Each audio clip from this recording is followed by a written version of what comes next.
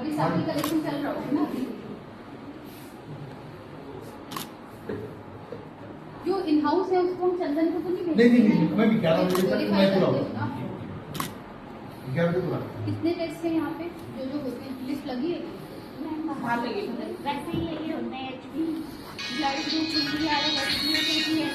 Sugar, BP, ये इसका report कब देते हो? आप लोग शाम तक दे रहे हो? 3-12 1 बजे रिपोर्ट।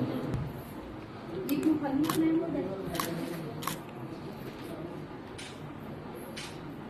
32 हम लोग सपोज खुद कर रहे हैं, 30, 32 कभी 85।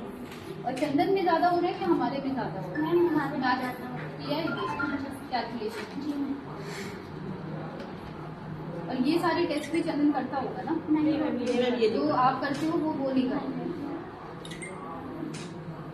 हम लोगों ने अभी विजिट्स करी है, समीक्षा अभी हम लोग सीएमओ ऑफिस में जाके सभी एम्प्लॉइज के साथ में डिटेल डिस्कशन भी करेंगे। तो अभी जो प्राइमा फेसी हम लोगों को यहाँ पे मिला है, तो जो हमारे इन हाउस और जो हमारे आउटसोर्स टेस्ट हैं वो सभी अच्छे ढंग से किए जा रहे हैं। बस ये रिक्वेस्ट किया है कि सभी को जो ऑनलाइन रिपोर्ट्स जो हैं वो बहुत हैसल फ्री ढंग से उपलब्ध करा दी जाए। साथ में एसएनसीयू को भी विजिट किया गया, वहाँ पे भी 6 बेड की एसएनसीयू यहाँ पे उपलब्ध है, जहाँ पे अभी 4 बच्चे एडमिट भी हैं।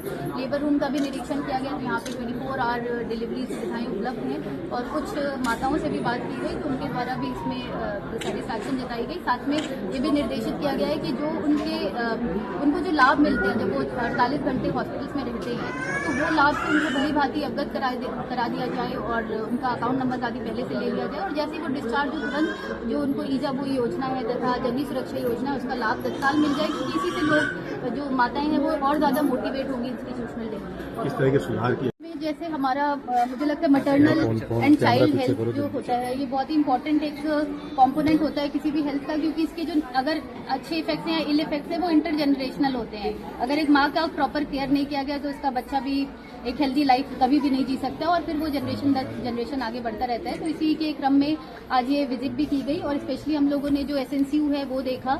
ये यहाँ पे 6 बेड का एसएनसीयू उपलब्ध है। साथ में उनकी जितनी भी यहाँ पे गर्भवती माताएं आती हैं सभी का ड्रग्स, डायग्नोस्टिक्स, ट्रांसपोर्टेशन, रहना खाना सब कुछ यहाँ पे सरकार के द्वारा वहन किया जाता है और एनएचएम द्वारा भी इसका जो फंड्स उपलब्ध कराए जाते हैं, तो उसका रिव्यू किया। साथ में जितने हमारे यहाँ पे स्पेशलिस्ट हैं उसकी भी जानकारी ली और हमारा जो ये चंदन डायग्नोस्टिक्स और जो हमारा इन हाउस डायग्नोस्टिक्स भी चल रहे हैं उनकी भी जानकारी प्राप्त की कि उनको ससमय रिपोर्ट मिल जानी चाहिए और बहुत ही सहूलियत से उनको रिपोर्ट प्राप्त होनी चाहिए। उसके लिए उन्हें बहुत बार बार आने के और चक्कर लगाने की आवश्यकता ना पड़े। तो इस प्रकार से और भी अभी आगे टीबी क्लिनिक आदि की भी निरीक्षण किया जाए। लगातार पहले भी देखा गया है सीजरियन के टाइम में रेफर कर दिया जाता है, प्राइवेट हॉस्पिटलों में जाते हैं, उसका क्या कहेंगे? डॉक्टरों की कमी है या फिर बिल्कुल यहाँ पे जैसे एनएचएम से भी यूकोट बीपीएस से भी एक गायनेकोलॉजिस्ट इसीलिए भेजी गई है बिकॉज हमें भी ये पता है कि हरिद्वार में प्रेशर बहुत ही ज्यादा होता है, स्पेशली सिजेरियन ऑपरेशन का या हर प्रकार के मैटरनल इश्यूज का। तो यहाँ पे एक डॉक्टर भेजा गया है और अगर आवश्यकता होगी तो और भी यहाँ पे उपलब्ध कराए जाएंगे। बाकी हमने लेबर रूम भी देखा तो 24 घंटे यहाँ पे डिलीवरी होती है, चाहे वो सिजेरियन हो चाहे नॉर्मल डिलीवरी हो, और उसका संख्या भी यहाँ पे पर्याप्त पाया गया है जितने भी लोग आते हैं। और कुछ महिलाओं से भी बात की गई तो उनके द्वारा भी एक पॉजिटिव फीडबैक यहाँ से उपलब्ध है। आशा और एएनएम कार्यकर्ताओं के लिए क्या कहेंगे? वो अभी हम लोग फील्ड विजिट भी करने जाएंगे और आशा के काम को भी देखेंगे। आशा एएनएम का काम बहुत जरूरी होता है क्योंकि जिस दिन भी महिला जैसे फर्स्ट उसका रजिस्ट्रेशन होता है तब से वो उनके साथ रेगुलर टच में रहती है।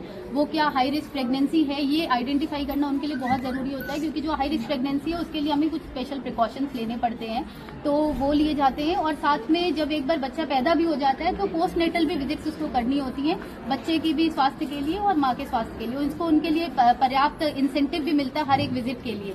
जो HbNc HbYc विजिट्स होती हैं तो उसमें अगर बच्चे में कोई दिक्कत है या माँ को कोई दिक्कत है तो उनको तत्काल इस चीज को बताना भी है।